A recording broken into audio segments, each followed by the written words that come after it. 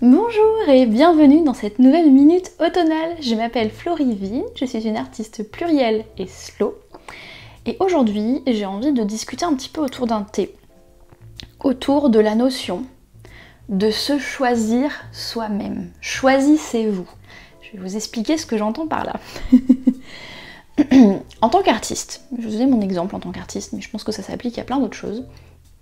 En tant qu'artiste, j'ai longtemps attendu d'être choisie. Et d'ailleurs, c'est déjà ce qu'on fait en tant que salarié. En tant que salarié, on envoie des CV, on attend d'être choisi par un employeur. Et lorsque je me suis mise à mon compte, je me suis rendu compte que j'avais un petit peu perpétué finalement cet état d'esprit, cette vision des choses, en attendant d'être choisie. Par exemple, en tant qu'écrivaine, la première chose que j'ai fait quand j'ai commencé à avoir des textes qui étaient prêts, donc des nouvelles, puis un roman, qui était écrit, relu, corrigé, etc., eh bien mon premier réflexe, ça a été d'envoyer ça à des éditeurs et d'attendre d'être choisi par l'éditeur. C'est-à-dire de montrer patte blanche et d'attendre que un éditeur ou une éditrice me donne l'autorisation de publier mon livre, de le mettre à disposition des lecteurs et des lectrices, de finalement être reconnue en tant qu'écrivaine. C'est-à-dire que c'est un peu l'idée de rester dans l'ombre, dans la création, dans le machin, sans lancer aucun projet, sans lancer aucune initiative, parce que j'attends d'être choisie par une autorité. Vous voyez ce que je veux dire? Par une sorte de gardien du temple. Pour l'art illustratif, puisque je suis aussi aquarelliste et dessinatrice à l'encre. Alors, j'ai pas attendu comme ça, mais j'aurais pu attendre d'être choisie par une galerie, par exemple, qui accepterait de m'exposer, ou d'être choisie par un marché d'artistes, ou d'être choisie par moi qui fais du mentorat créatif et qui utilise la créativité pour le bien-être. Je pourrais attendre d'être choisie par un festival d'art-thérapie ou par une entreprise qui propose justement des trucs de bien-être, etc., etc. Vous voyez ce que j'essaie de vous dire par là. C'est que finalement, en tant qu'artiste indépendante, j'ai reproduit cette habitude qu'on a finalement de postuler et d'attendre d'être choisie. Et le problème que j'ai en tant qu'écrivaine, pour filer la métaphore de mon exemple, c'est que ce que j'écris, c'est quelque chose d'assez atypique. Ça commence à venir dans les pays anglo-saxons, mais c'est encore très très atypique en France. C'est-à-dire que j'écris de la fiction, essentiellement de l'imaginaire, donc science-fiction fantasy, donc déjà ça limite un petit peu les choses. Et surtout, j'écris des choses cosy et optimistes. C'est-à-dire que c'est...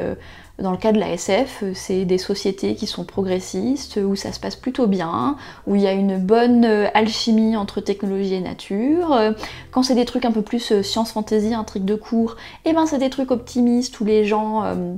où finalement c'est des valeurs que moi je tiens importantes. Donc finalement les gens qui sont justes, qui sont honnêtes, qui sont droits, qui s'en sortent, c'est un petit peu un anti-Game of Thrones où le type qui est droit, honnête et tout, il se fait couper la tête à la saison 1, voilà. Là c'est un petit peu l'inverse que je propose, donc en fait une vision optimiste de la nature humaine. Et puis je fais des mystères cosy, donc un peu genre polar, soit polar classique ou polar de l'imaginaire, dans un genre cosy, donc où les gens ils prennent leur temps pour mener l'enquête, ils boivent des coupes de champagne, ils prennent des bains, etc. Et en fait, ce genre de fiction-là, aujourd'hui, il n'y a pas tellement d'éditeurs de fiction optimiste, il n'y a pas tellement de collections optimistes non plus chez les éditeurs, mettons, de SF.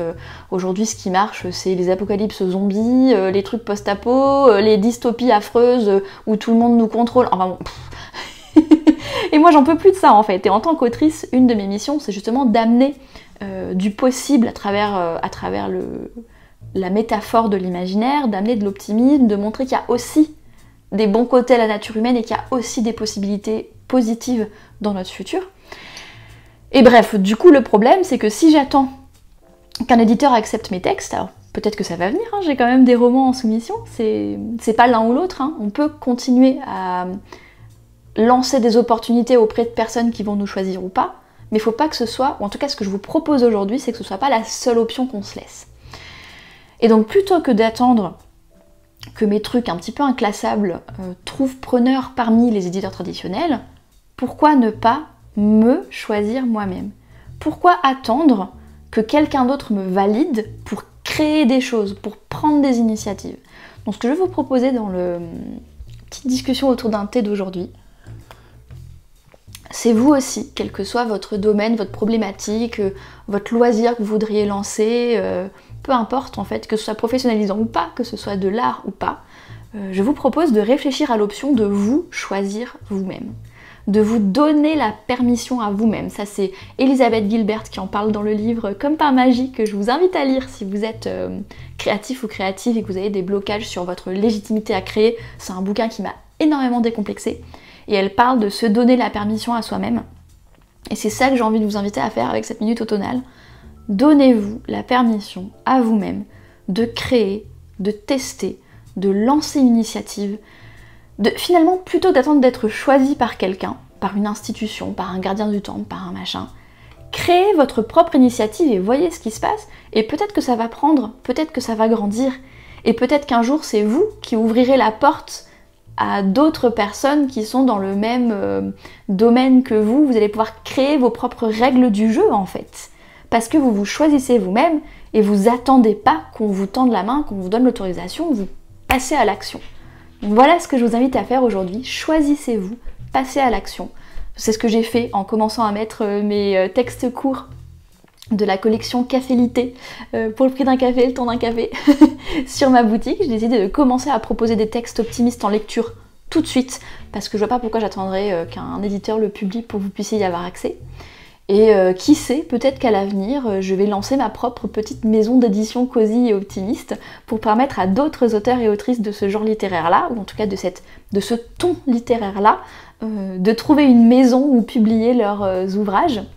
On n'est pas encore là parce qu'il y a quand même 4 heures par jour, mais c'est un exemple pour étayer mon propos. Donc, choisissez-vous. À demain.